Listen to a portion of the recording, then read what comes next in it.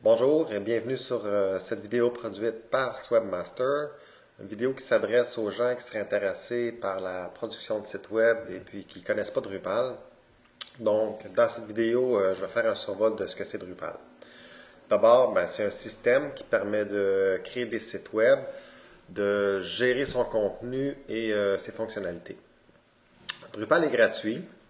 On peut le télécharger à partir du site drupal.org. Et puis, j'en profite pour remercier la communauté de programmeurs qui font évoluer ce superbe outil. Je les salue au passage, je les remercie. Alors, ici à droite, on a la dernière version de Drupal qu'on peut télécharger. Donc, en ce moment, c'est la 6.15. On la télécharge et puis ce que ça donne, en fait, on télécharge un fichier qui est compressé. Et lorsque décompressé, voici ce que c'est Drupal, c'est cet ensemble de fichiers-là. Ça, c'est Drupal dans sa version de base. Maintenant, si, par exemple, on veut installer un commerce électronique sur son site web, par défaut, Drupal ne vient pas avec un commerce électronique.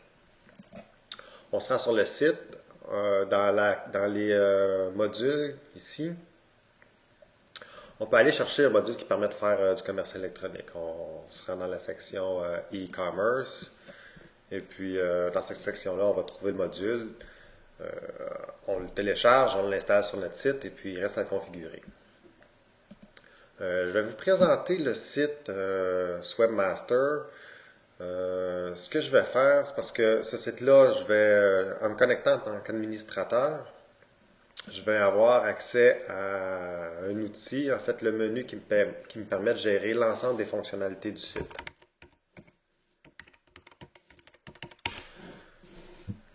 Vous voyez ici en haut le menu qui apparaît, donc construction du site, gestion du contenu, configuration du site, on peut gérer aussi gestion des utilisateurs.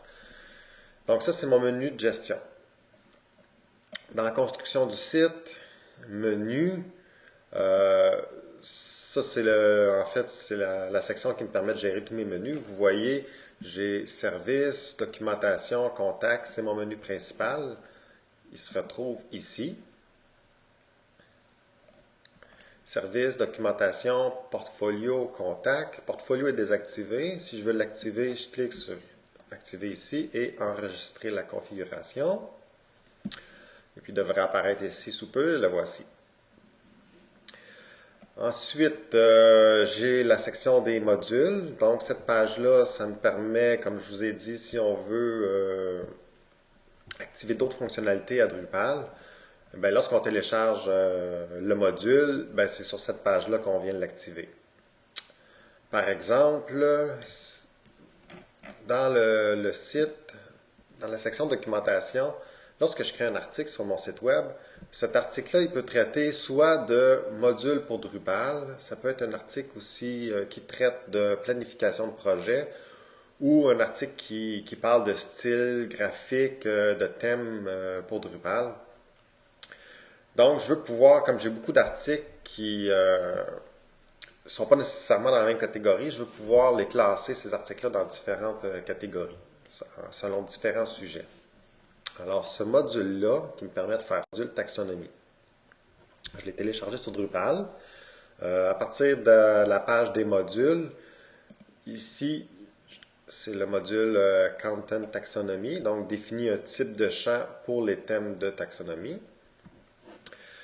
Une fois qu'il est activé, donc il reste à le configurer. Je me rends ici dans gestion de contenu et taxonomie.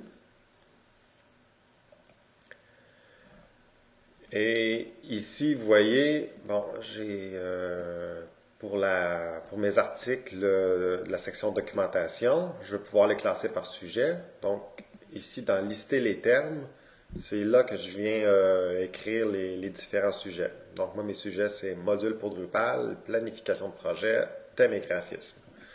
Donc lorsque je vais créer un article de la section de documentation, je vais avoir la possibilité de classer cet article-là en fonction de ces trois sujets-là.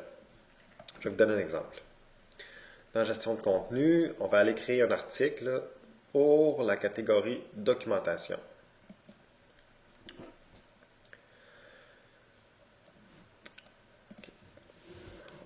Dans les titres, on va dire un article fictif. Et vous voyez ici, sujet, c'est là on vient dire de quoi ça parle. Est-ce que c'est un module pour Drupal? Disons oui. Ici, on vient rédiger l'article.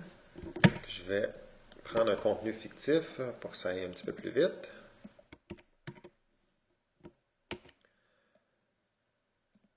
On peut un petit peu, comme dans Word, venir facilement là, éditer et faire la page de notre article. Je fais ça rapidement. Et voilà. Ensuite, ici, ben, on a différents paramètres, des options de publication, paramètres des commentaires. En fait, ça c'est est-ce que je veux laisser l'usager rédiger des commentaires par rapport à l'article que je suis en train de créer. Donc, je peux dire désactiver, je peux dire lecture seulement, donc les gens pourraient seulement lire les commentaires et pas pouvoir les rédiger selon le profil de l'usager. Lecture et écriture, on va le laisser comme ça. Dans option publication, c'est ici que je viens de dire, ben, je vais publier cet article-là et puis promu en page d'accueil, je veux qu'il soit affiché sur ma page d'accueil. Je clique sur enregistrer. Et puis là, cet article-là devrait apparaître sur ma page d'accueil.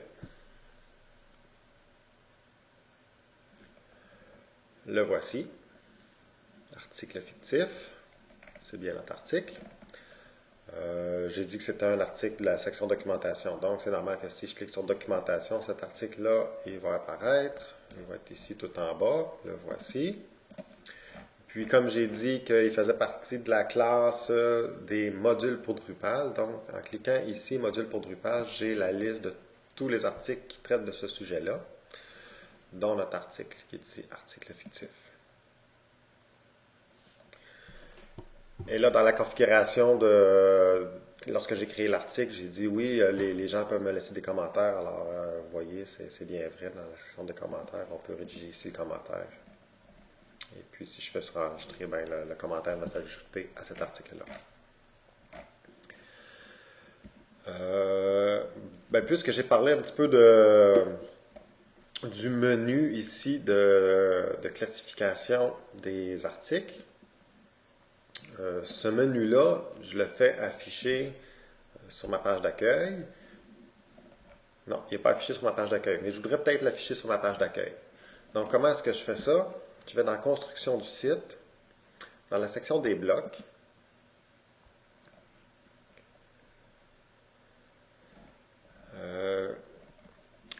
Donc, cette fonctionnalité-là, c'est un bloc. Donc, j'ai dit à ce bloc-là d'être affiché en position sidebar last. Donc, ça, c'est la position qui est à droite du site. Je pourrais lui dire d'être affiché, de faire afficher le menu en position de droite, en header, donc ce serait en haut du site, en bas du site, juste avant le contenu. Donc, ça, c'est toutes les positions, en fait, les régions du site web auxquelles on peut faire afficher certaines fonctionnalités. Si je clique sur configurer, c'est là que je vais aller dire à ce bloc-là d'être affiché soit en page d'accueil, soit sur la page des services, sur la page documentation. Donc moi, je veux seulement qu'il soit affiché sur la page documentation et sur ma page d'accueil. Donc vous voyez, j'ai cliqué ici, afficher le bloc seulement sur les pages listées. Donc si je veux l'afficher en page d'accueil, il faut que j'ajoute la page d'accueil. Bon, elle s'appelle Front. Et je clique sur enregistrer. Et si je retourne sur la page d'accueil, vous allez voir, maintenant il est ici. Alors ben voilà, comme j'ai dit au début, c'est juste un survol de ce que c'est Drupal. Si vous êtes intéressé à en savoir plus, consultez la section documentation de mon site. J'y laisse des articles sur le sujet et puis des vidéos aussi. J'espère que ça vous a plu. À bientôt.